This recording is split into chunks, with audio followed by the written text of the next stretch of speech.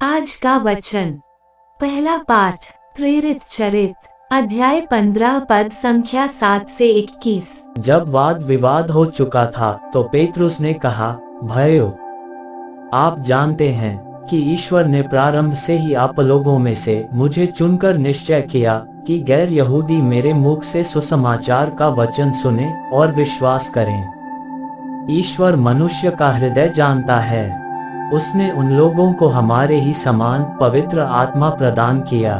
इस प्रकार उसने उनके पक्ष में साक्ष्य दिया और विश्वास द्वारा उनका हृदय शुद्ध कर हम में और उनमें कोई भेद नहीं किया।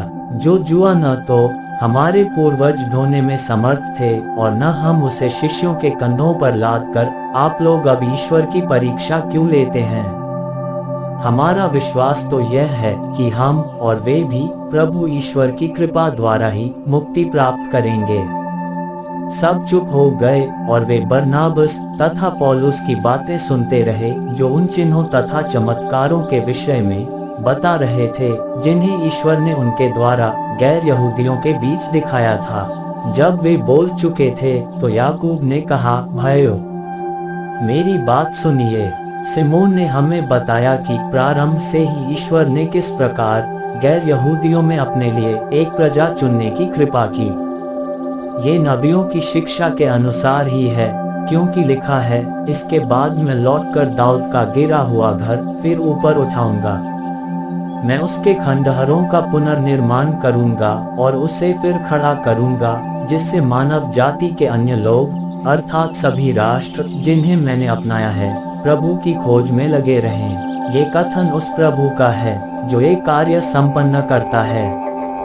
ये कार्य प्राचीन काल से ज्ञात हैं। इसलिए मेरा विचार यह है कि जो गैर यहूदी ईश्वर की ओर अभिमुख होते हैं उन पर अनावश्यक भार न डाला जाए, बल्कि पत्र लिखकर उन्हें आदेश दिया जाए कि वे देवमूर्तियों पर चढ़ाए हुए मांस से व्यभिचार, गला घोटे हुए पशुओं के मांस और रक्त से परहेज करें, क्योंकि प्राचीन काल से नगर नगर में मूसा के प्रचारक विद्यमान हैं और उनकी संहिता प्रत्येक विश्राम दिवस को सभागृहों में पढ़कर सुनाई जाती है।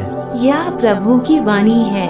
सुसमाचार संत यूहन्ना अध्याय 15 पद संख्या 9 से 11। जिस प्रकार पिता ने मुझको प्यार किया है उसी प्रकार मैंने भी तुम लोगों को प्यार किया है। तुम मेरे प्रेम में दृढ़ बने रहो। यदि तुम मेरी आज्ञाओं का पालन करोगे तो मेरे प्रेम में दृढ़ बने रहोगे। मैंने भी अपने पिता की आज्ञाओं का पालन किया है और उसके प्रेम में दृढ़ बना रहता हूँ। मैंने तुम लोगों से यह इसलिए कहा है कि तुम मेरे आनंद के भागी बनो और तुम्हारा आनंद परिपूर्ण हो। यह प्रभु का पवित्र सुसमाचार है। आमीन। आज का चिंतन। प्रेम न केवल एक एहसास है बल्कि एक पहल या चुनाव है। ये प्रेम हमें ईश्वर से स्वतः ही प्राप्त है। बहुधा हम इस प्रेम को या ईश्वर की उपस्थिति को खुद में महसूस नहीं करते। ऐसी परिस्थिति को आध्यात्मिक प्रगति की राह में आत्मा की काली रात के रूप में जाना जाता है। संत मदर तेरेसा भी इससे अभिज्ञ थी।